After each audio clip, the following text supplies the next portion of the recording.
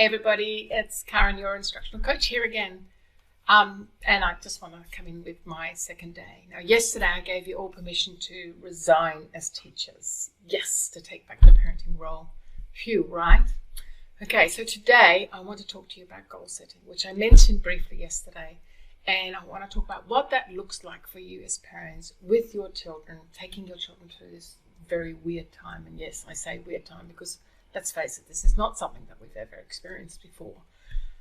So what does this goal setting look like? Well, when I do this with teachers and university lecturers and so on, I talk about curriculum, obviously. And we talk about, by the end of this time, what is it that you want those students to have learned? But that is not what I want you to do as parents, not even if you are a teacher parent, okay? I want you to set aside that role as teacher. I want you to think about yourself as parent and be the parent in the relationship for your child. Remember, that's your role in their lives right now, and it's a really important role. So what sort of goals should you be setting? Well, it'll be different for every child and every age group, but there are some ideas based on the age group in your child that I want to share with you now. The key thing is, as I said yesterday, is to actually do it with them, not for them. This helps build independent, resilient, motivated adults and learners. If they own their own learning, whatever that may look like for them, they are more likely to be engaged.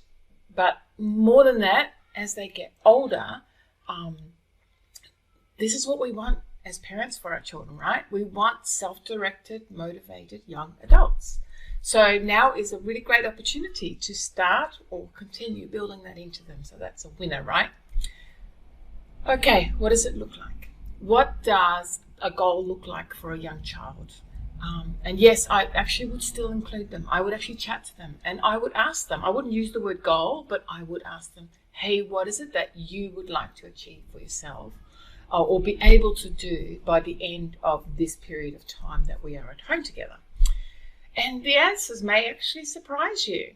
So when I asked this question from one young child a few years ago, over the summer holidays, they told me that by the end of the summer, they wanted to be able to read chapter books. And that's such a fabulous goal. And this was a 5-year-old. So, reading chapter books is a big thing for 5 and 6-year-olds. So it was a great opportunity and we headed right into that and we built that into them. We talked about how we would do that and what goals and steps she needed to take to be able to get to that. And she did it. By the end of the summer, she was reading chapter books. It was fabulous. I had another child just recently wanted to, over the school holidays, and I know that's only a 2-week period, but they wanted to complete a little cushion that they'd been embroidering. Now, you might think that that's not an educational goal or that's an educational thing, but actually fine motor skills are really important to develop in young children. So yes, I think that was a great educational goal. And you know what? It was self-motivating. They said it, they wanted to achieve it, and they did. It looks great. When I asked my 11-year-old that, he's now much older obviously, but at the time when I asked him what he wanted to do by the end of the holidays, his answer was to read every Red Wall book by author Brian Jacques, who was very popular at the time that he was at that age. And then he wanted to build a fort and create all the little characters. Well, it took a little bit longer than the holidays. It took him quite a while. He borrowed the books from the library. He earned money to buy some of them for himself. We have a great collection of them here now. And obviously we gave him some for school for his birthdays and things like that. But he did it. He read every single Red Wall book. He built himself a fort out of paddle pop sticks and he made the little animals out of plasticine. It was great to see him being so motivated. And I never had to remind him, this is your goal. Nope, it was a long-term project, but he was self-directed, he was motivated, and he was keen to do that for himself. Really important. He set that goal for himself. Now, for your younger teen, this might be something completely different, okay? And an honest conversation around the need for continuing to keep active and to keep occupied and to keep their brain going is probably warranted. So discuss with them how they want to deal with this season educationally. Ask them, what is it that they think that they need to be doing and what that will look like for them. If they're not super motivated to begin with, at the best of times, it may be that you limit it to just reading and discussing. And reading doesn't have to be books. Reading can be website reading, magazine reading, or e-zine readings these days, obviously.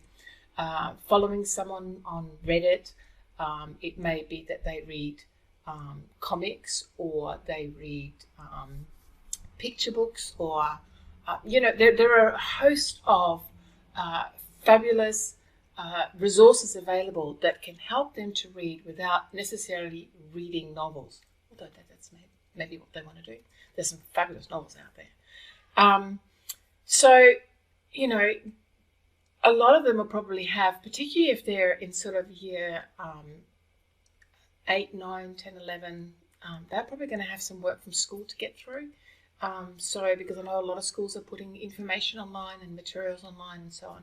So you need to talk through them what it is, and how they will work through those resources, and also perhaps some resources through social media, such as the Khan Academy and that sort of thing. So as I said yesterday, and as I started, right now what is important is less about meeting educational goals for these younger teenagers. It's really about keeping their brains active and engaged, however minimally that looks like. But being busy is not a bad goal to have. Your older teens, 10, 11 and 12, and who are in senior years of schooling, are probably going to have a lot of work set for them that they have to actually engage with and that they have to complete. But it is still important to have this conversation with them. They will no doubt be anxious about the interruption to their education and what it might mean for them in their future. Talking with them about it is really important to help them cope and to understand that there is a way forward, but it may take a little bit longer, but one step at a time. For them, a schedule is probably going to be the key thing. To make sure they don't overdo it out of their anxiety or underdo it out of anxiety. And I'm actually going to talk a little bit more about a schedule tomorrow, setting that daily routine and what it might look like. But make sure you have some solid goals for them before you set a schedule, okay? Because that's going to direct where you're going to go with that. Completing set work within a reasonable time frame is probably a really good goal to start with your older teens.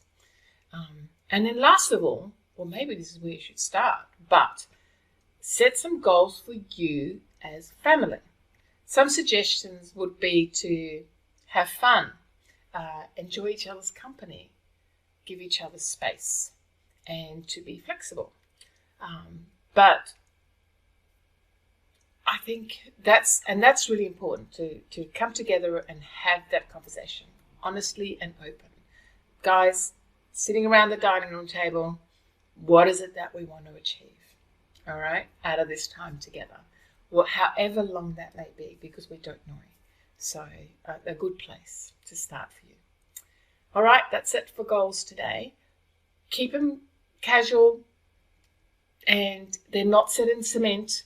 Okay, you be flexible about them. If it doesn't work, then you can revisit and revise over time as you work through it. So goals first of all, and then tomorrow I'm going to talk about schedules and what the schedule will look like for you and your family.